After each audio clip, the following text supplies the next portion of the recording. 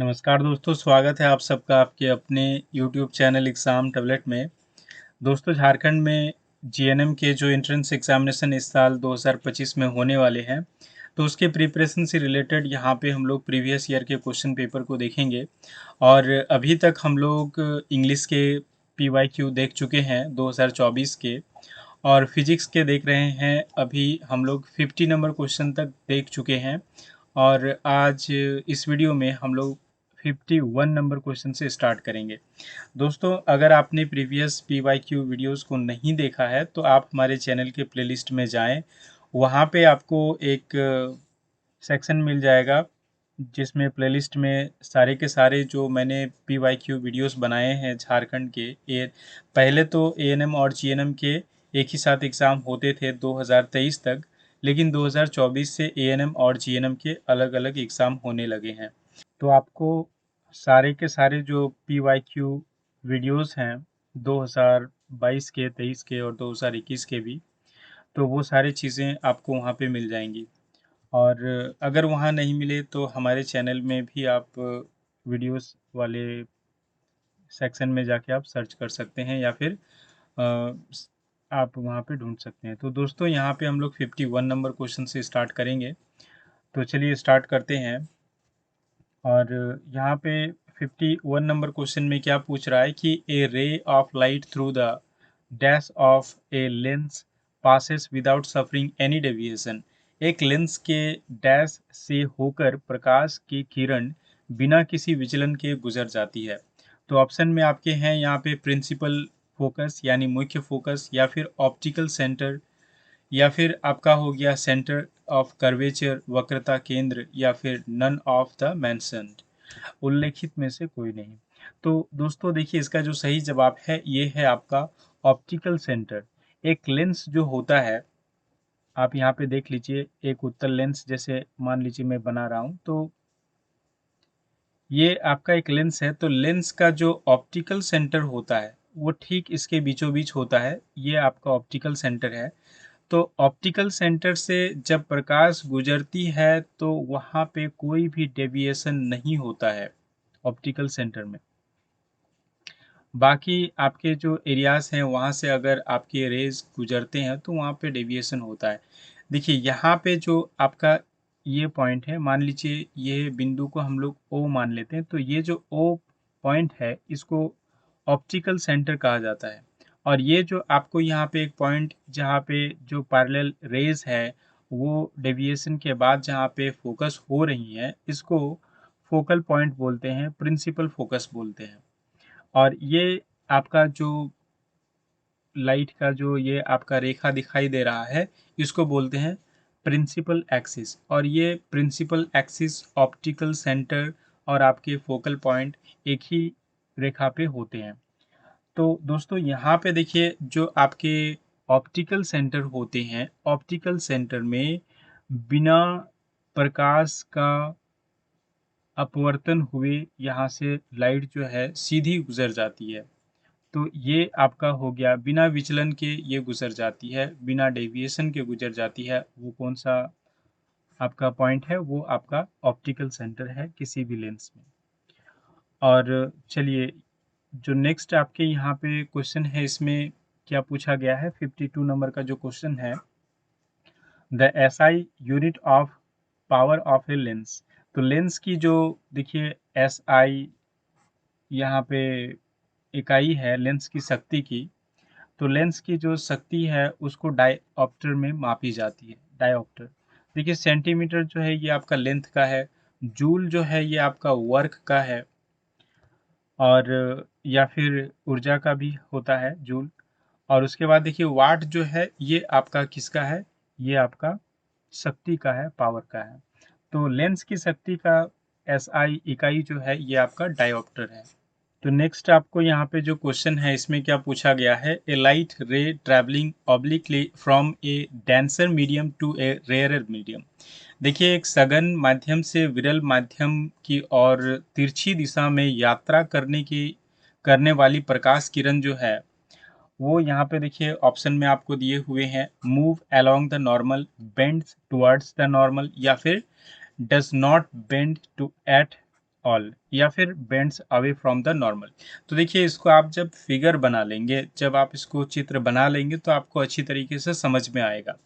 मान लीजिए कि यहाँ पे एक रेखा खींचते हैं और ये आपका हो गया सघन मीडियम, ठीक है, ये आपका सघन माध्यम हो गया और ये आपका हो गया विरल माध्यम।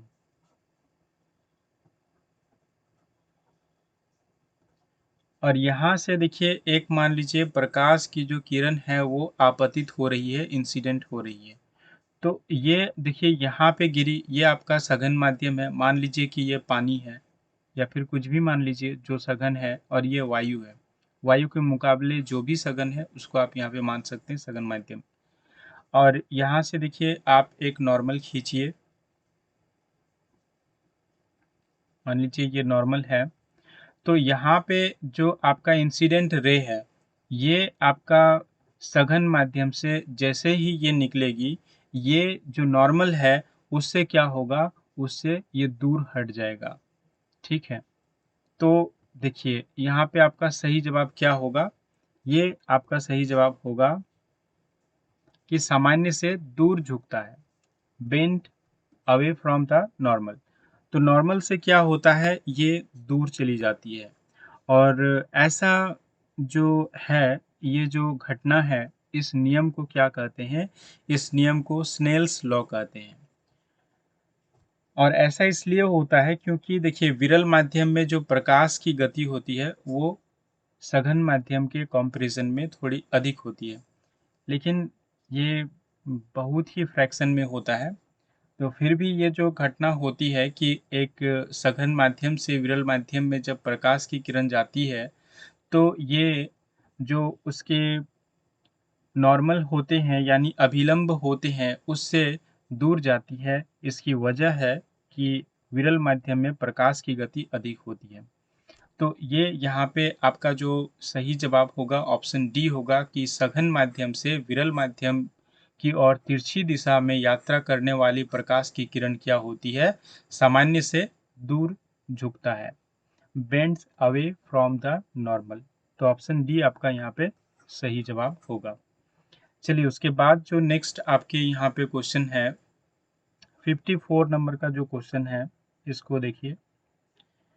तो देखिए 54 नंबर का क्वेश्चन में यहाँ पे क्या बोल रहा है, in case of a rectangular glass slab the refraction takes place at both air glass and glass air interface. The emergent ray is dash to the direction of incident ray. एक आयताकार कांच के स्लैब के मामले में अपवर्तन वायु कांच और कांच वायु इंटरफेस दोनों पर होता है। आपतित किरण के डैश दिशा में निर्गत इमर्जेंट किरण है।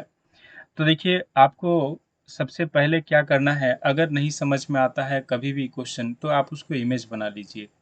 तो पहले चलिए हम लोग एक आयताकार कांच का स्लैब का इमेज बना लेते हैं। ये मान लेते हैं कि ये एक आयताकार कांच का स्लैब है।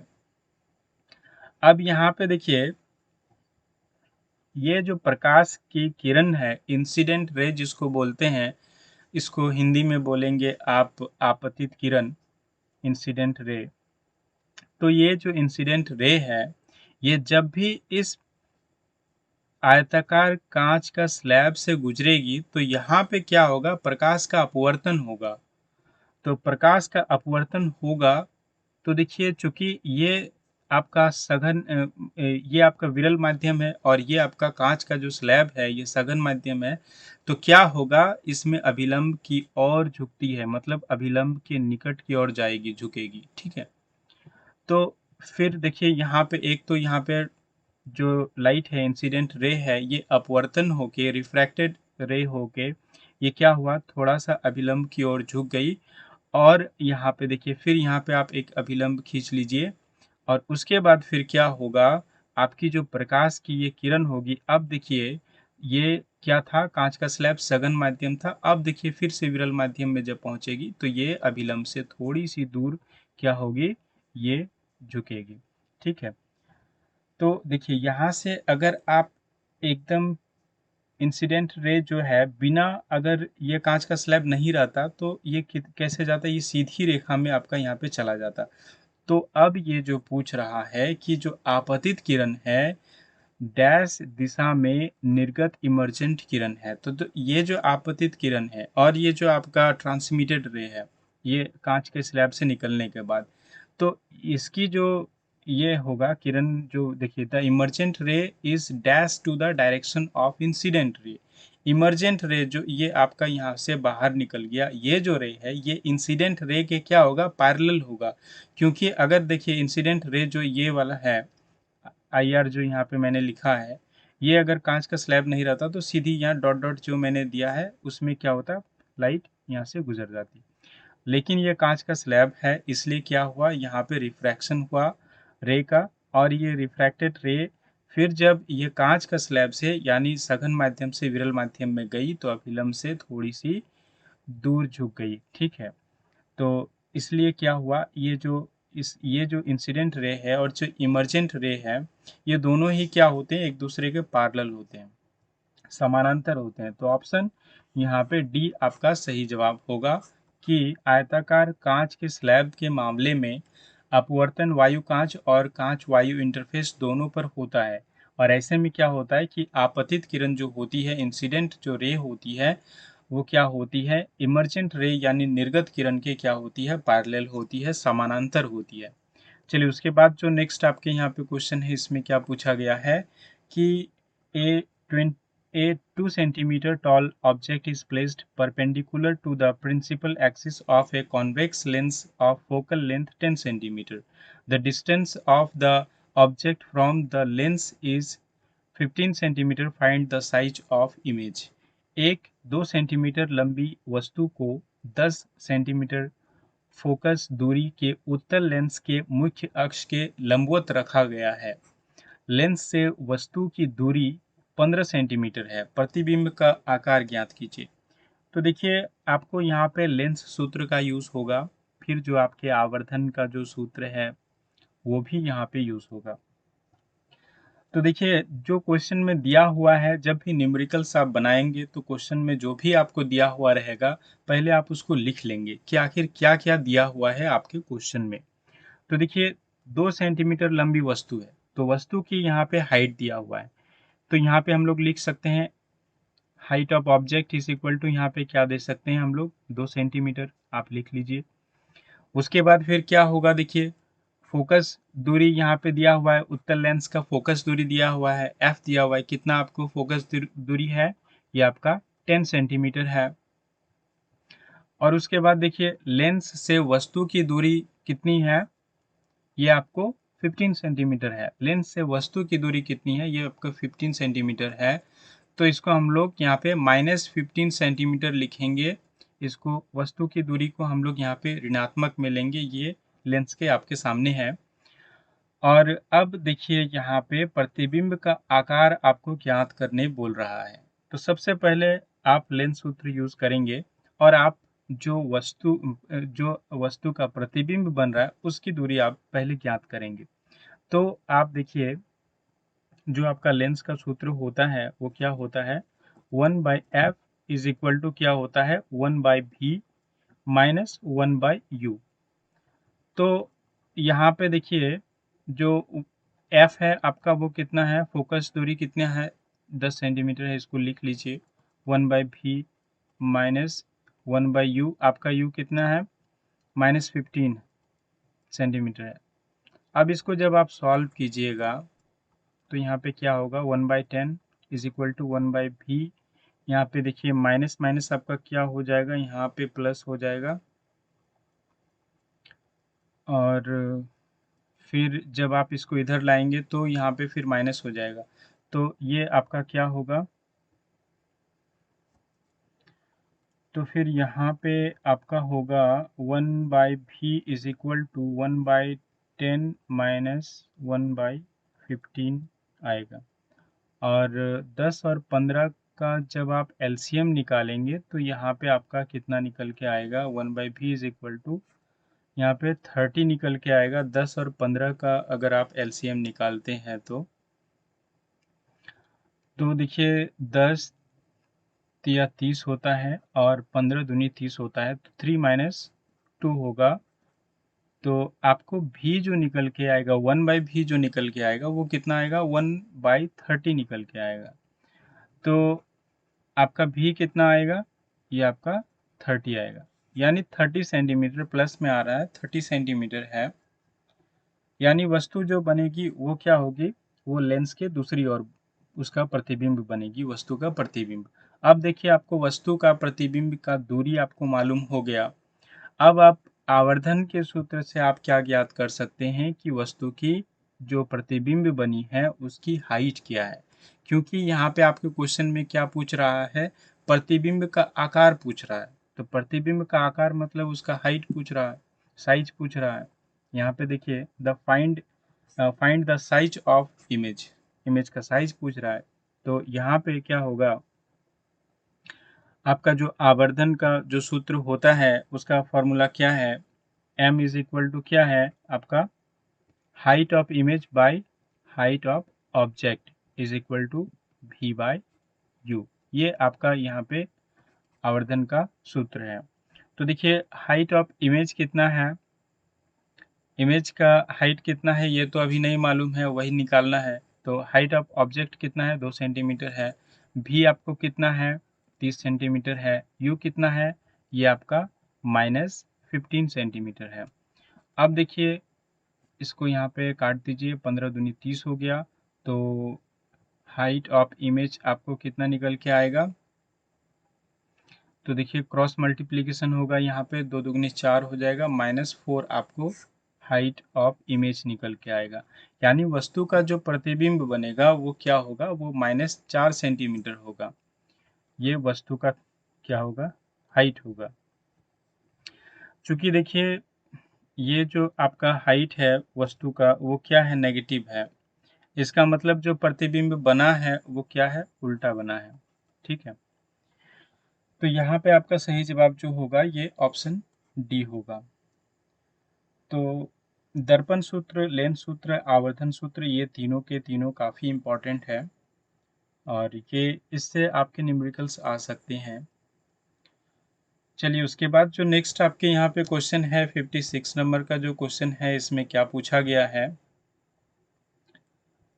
इसमें पूछा गया है, a person suffer from both myopia and hypermetropia require a dash lens to correct the defect. देखिए, एक व्यक्ति मायोपिया और हाइपरमेट्रोपिया दोनों से क्या पीड़ित है। देखिए, मायोपिया निकट दृष्टि दोष को बोलते हैं और हाइपरमेट्रोपिया दूर दृष्टि दोष को बोलते हैं। तो देखिए, ऐसा दोष क्या है, एक ही व्यक्ति को है, दोनों दोष है, मायोपिया है, हाइपरमेट्रोपिया है, दोनों ही दोष है। तो इसको ठीक करने के लिए कौन से आपको लेंस लगेंगे, तो इसको ठीक करने के लिए आपको लगेंगे बाइफोकल लेंस। ठीक है, द्विफोकल लेंस लगेंगे आपको। और इसमें क्या होता है, देखिए अवतल लेंस जो है ये आप जानते हैं कि ये केवल मायोपिया को ठीक कर सकता है, और जो आपके उत्तल लेंस है ये हाइपरमेट्रोपिया को ठीक कर सकता है। समतल उत्तल लेंस जो होता है इसका, देखिए इसका अलग यूज़ है, दृष्टि दोषों में इसका यूज़ नहीं होता है। तो यहाँ पे देखिए, ये जो आपके द्विफोकल लेंस है, द्विफोकल लेंस में देखिए ये मान लीजिए कि चश्मा है। ठीक है, अब इस चश्मा, ये जो है ये द्विफोकल लेंस है, बाइफोकल लेंस का बना हुआ है ये चश्मा। क्योंकि जो व्यक्ति इसको पहनेगा उसको क्या है, मायोपिया है और हाइपरमेट्रोपिया दोनों ही है। तो देखिए होता क्या है, जो ऊपर वाला ये आपका पोर्शन है इस चश्मे का, टॉप वाला जो पोर्शन है ये कॉनकेव लेंस का है, मतलब अवतल लेंस का बना हुआ है। ठीक है, उसकी प्रॉपर्टी है। और यहाँ पे देखिए नीचे जो बॉटम वाला पोर्शन है यहाँ पे आपका कॉन्वेक्स है। तो ये जो कॉनकेव है ये आपका जो डिस्टेंट विजन है, जो आपका दूर का जो विजन है उसको क्लियरली आपको दिखाई देगा। और कॉन्वेक्स मिरर, कॉन्वेक्स लेंस जो है आपके यहाँ पे, यानी उत्तल लेंस जो नीचे बॉटम में लगा हुआ है, उसमें क्या होगा, जो आपके नियर विजन है वो आपको क्लियरली दिखाई देंगे। जो सामने की विजन्स हैं, सामने जो रखी हुई वस्तुएं रहती हैं, तो वो आपको क्लियरली दिखाई देगा। तो ये आपका यहाँ पे ये आपका बाइफोकल लेंस यूज़ होता है।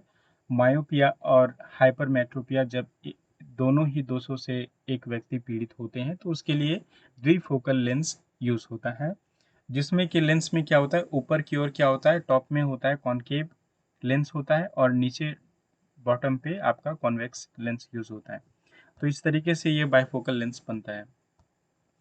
चलिए उसके बाद जो नेक्स्ट आपके यहाँ पे क्वेश्चन है, इसमें क्या पूछा गया है, 57 नंबर का जो क्वेश्चन है, in a triangular glass prism the angle between its two lateral faces is called the dash of the prism. देखिए एक त्रिभुजाकार कांच के प्रिज्म में इसके दो पार्श्व फलकों के बीच के कोण को प्रिज्म का क्या कहा जाता है।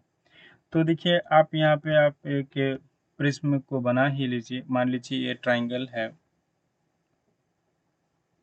ये आपके पार्श्व जो फलक हैं ये दोनों हैं। अब इसके बीच के जो कोण है इसको क्या बोलेंगे, इसको प्रिज्म का कोण ही बोलेंगे, एंगल बोलेंगे प्रिज्म का।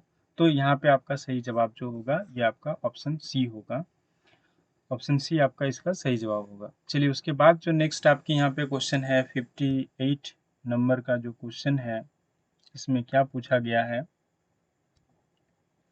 इसमें पूछा गया है कि the peculiar shape of the prism makes the emergent ray bend at an angle to the direction of the incident ray. This angle is called the angle of, क्या कहते हैं इसको, डेविएशन कहते हैं या फिर रिफ्रैक्शन या फिर प्रिज्म या फिर none of the mentioned. Prism का जो अजीबोगरीब आकार होता है, तो इसे देखिए निर्गत जब होती है किरण, जो आपतित होती है वो जब निर्गत होती है प्रिज्म से, तो क्या होता है, तो देखिए आपतित किरण की दिशा से एक कोण पर मोड़ देता है। इस कोण को क्या कहते हैं सिंपली। तो देखिए अगर आप ये मान लीजिए ये प्रिज्म है, ये मान लीजिए प्रिज्म है, ठीक है। अब देखिए ये आपका इंसिडेंट रे है, ये इंसिडेंट रे है। अब देखिए प्रिज्म चूंकि डेंसर मीडियम होता है तो इसमें क्या होगा, ये इस तरीके से क्या होगा, डेविएशन होगा यहाँ पे, और उसके बाद फिर क्या होगा, ये इधर आपके निकलेंगे इमर्जेंट रे, ठीक है।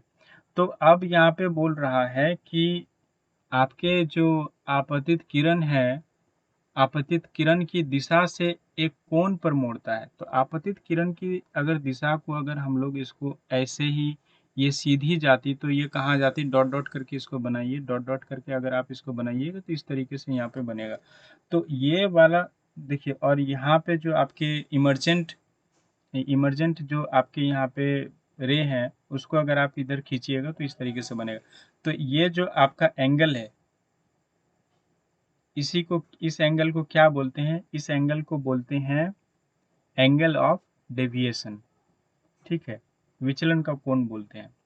तो यहाँ पे जो आपका सही जवाब होगा कि निर्गत किरण को आपतित किरण की दिशा से एक कोण पर मोड़ मोड़ देता है, तो इस कोण को क्या कहते हैं, इस कोण को एंगल ऑफ डेविएशन कहते हैं।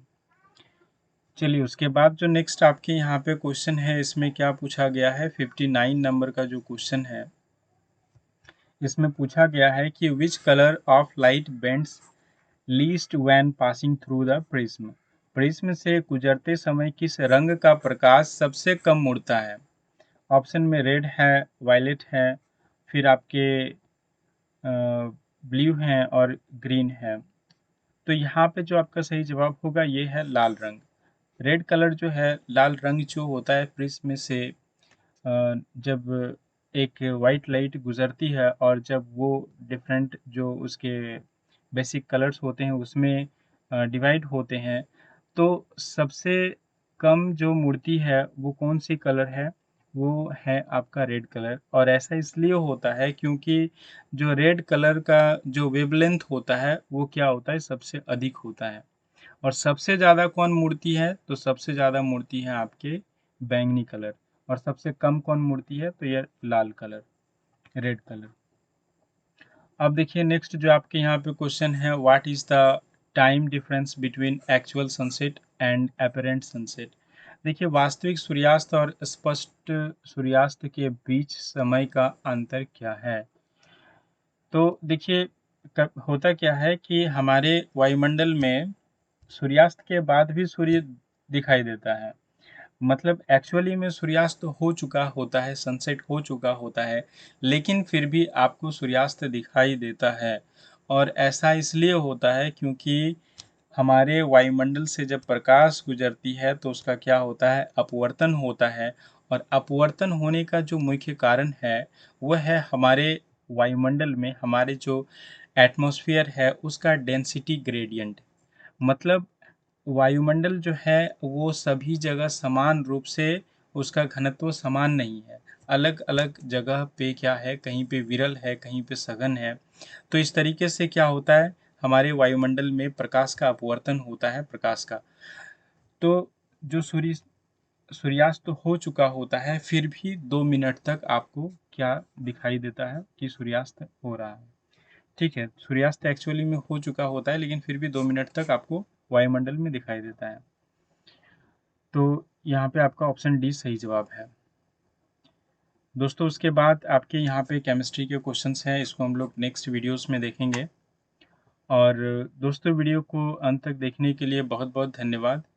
और अगर आपको कोई भी कन्फ्यूज़न हो या फिर कोई भी टॉपिक्स पे आप वीडियो चाहते हैं तो आप नीचे कमेंट कर सकते हैं। और दोस्तों वीडियो को लाइक करें, शेयर करें, और अगर आप हमारे इस चैनल में नए व्यूअर हैं तो हमारे इस चैनल को ज़रूर सब्सक्राइब कर लीजिए और बेल आइकन को भी प्रेस कर लीजिए, क्योंकि 2025 के जो नर्सिंग के एंट्रेंस एग्जामिनेशन है उसके वीडियोस आपको रेगुलरली अब मिलने लगेंगे।